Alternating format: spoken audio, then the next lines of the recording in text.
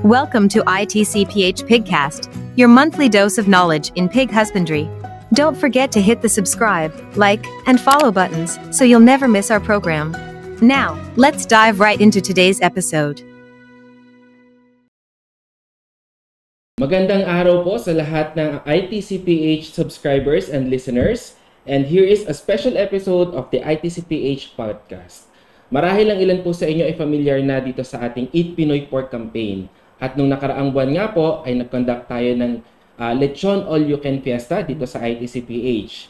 At kung hindi ka pa familiar, ay huli ka na sa balita. Ngayon po ay makakasama natin ang napakagilas pagdating sa usapin ng ASF and food safety. Siya na rin, dahil maraming beses na rin natin siya naimbitahan dito sa ating podcast, ay maituturing na natin siya na the face of ITCPH podcast. Our Center Director, Dr. Ruth S. Miklat Sanaco. Maraming salamat, Sir Mark. Basta kahit anong ginagawa natin para sa mga magbababoy, go tayo dyan. Okay po. So, ayan, umpisahan na po natin para mas marami tayong pag-usapan, marami tayong matutunan at may bahagi sa ating mga magbababoy. Doc, sabi ko po kanina ay ang ilan familiar na sa Eat Pinoy Pork campaign, pero meron pa rin sigurong hindi. So, ano po ba ang meron doon sa Eat Pinoy Pork campaign natin? Eat Pinoy Pork, now, as the name implies, actually hindi yan nanggaling sa ITCPH talaga, no? Sinuportahan natin ang ating mga magbababoy, lalo na yung dalawang malalaking federasyon, yung National Federation of Hog Farmers at saka yung Pro-Pork natin. Of course, pinangungunahan yun ni Chairman Chester Tan at saka ni Chairman Nonon Tambago. Sila yung nagsimula talaga nito even before ASF hit the Philippines. Although nandiyan na yung threat at that time. Kasi that was in 2018 and it was in China. And then of course, we all know, by 2019, it was here. By 2019, we had it intensified, itong Eat Pinoy Pork campaign. Nanghingi tayo ng, of course, ng pahintulot sa dalawang federasyon na to para magamit natin yung tagline na yon. And then the rest is history. Pag naggagawa tayo ng, Eat All You Can natin, yan talaga ang ating hina-highlight. Eat Pinoy Pork campaign. Simply said, kainin natin yung karne na pinalaki ng mga Pilipinong magbababoy. At dito nga po, bilang suporta po natin sa ITCPH, kagaya po ng inyong sinabi, ay nagsasagawa tayo ng Eat Pinoy Pork All You Can. At nung nakaraan po ay inilaunch natin ang Lechon All You Can. At isa sa mga masasabi natin na successful na programa po natin at isa pa rin sa pinakaabangan at aabangan pa ng ating mga magbababoy at mga client dito. Dok, itong ASF, ang sabi natin ay hindi ito zoonotic o hindi ito nakakahawa sa tao. Yep. Pero bakit kailangang iwasan ang pagkain ng baboy na may ASF? Oo. So, first off, Sir Mark, hindi lang actually ASF. Ang sabi natin, kahit anong hayop, basta alam nating may sakit, hindi natin pwedeng kainin yung kanilang karne. So, hindi lang yan sa ASF. Now, why are we very focused and particular sa ASF? Kasi, unang-una, yung virus na to, yung mikrobyo na to, napakahirap niyang patayin. Kaya, syempre, bago mo kainin yung karne, bibilihin mo, iluluto mo. So, marami siyang dadaanan. So, maraming ruta na kung saan pwedeng maikalat yung virus. Kaya sabi natin, while it is not zoonotic or while it is not, walang problema, maski kainin ng mga tao, hindi natin ini-encourage na kainin yung karne ng baboy na infected with the ASF virus. Bale, Doc, binanggit niyo po kanina na isa sa mga sanhi ng pagkakaroon ng ASF ng mga baboy ay direct transmission. Tama po ba, Doc? Yes. So, maaari po bang i-explain, halimbawa, hindi mo alam na nakakain ka ng baboy na may ASF, tapos pumasok ka sa farm, makakahawa po ba yon kahit na alam mo naman na nakain mo, na-ingest mo yung karne ng baboy na may ASF? Actually, hindi na. Yung kinain mong baboy, hindi na yun makakahawa. The thing is, bago mo makain yun, syempre, bibilin mo iluluto mo. Ipe-prepare mo yung karne. That's the point there.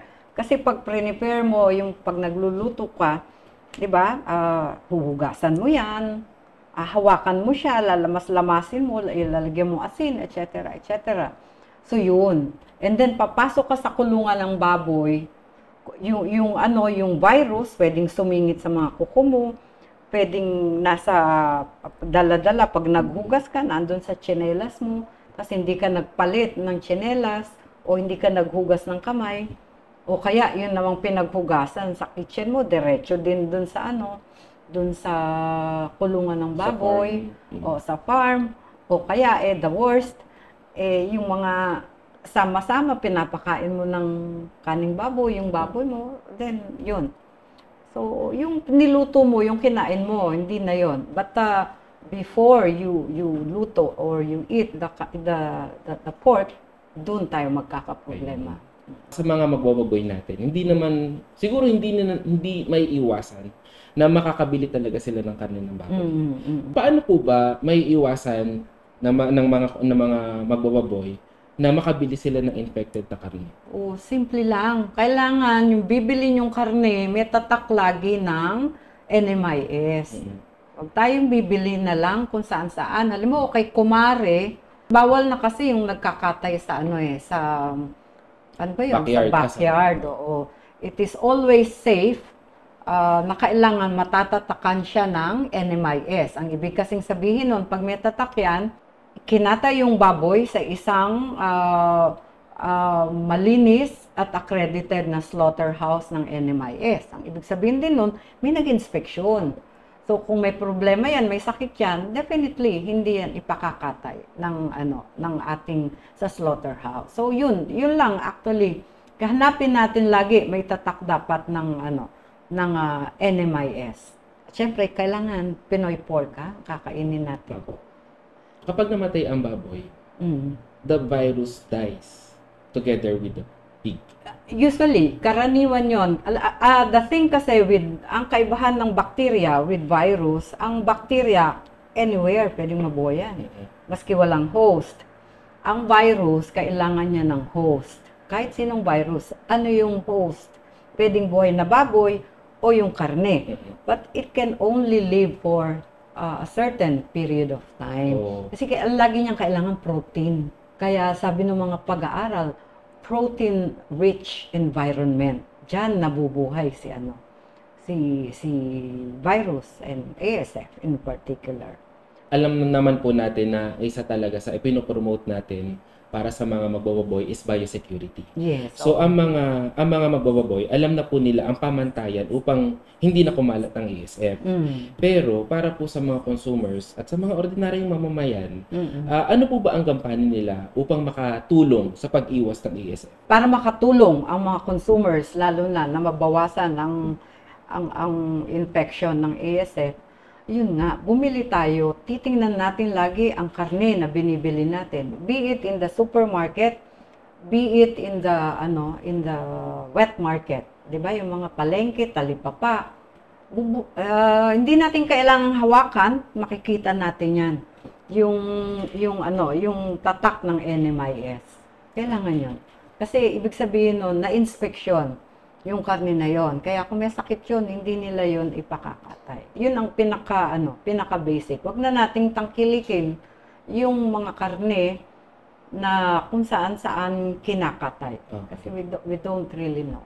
At yung NMIS certificate naman po ay makikita both sa public and private markets na. Oo. Not only the baboy, the carcass, pati yung nagbebenta. Usually, accredited, may accreditation din sila from NMIS at saka syempre sa LGU, yung local government unit. Iwasan na natin yung pagbili ng karne kung saan-saan. And nga pala, Sir Mark, buti kanina binanggit mo, biosecurity is very important.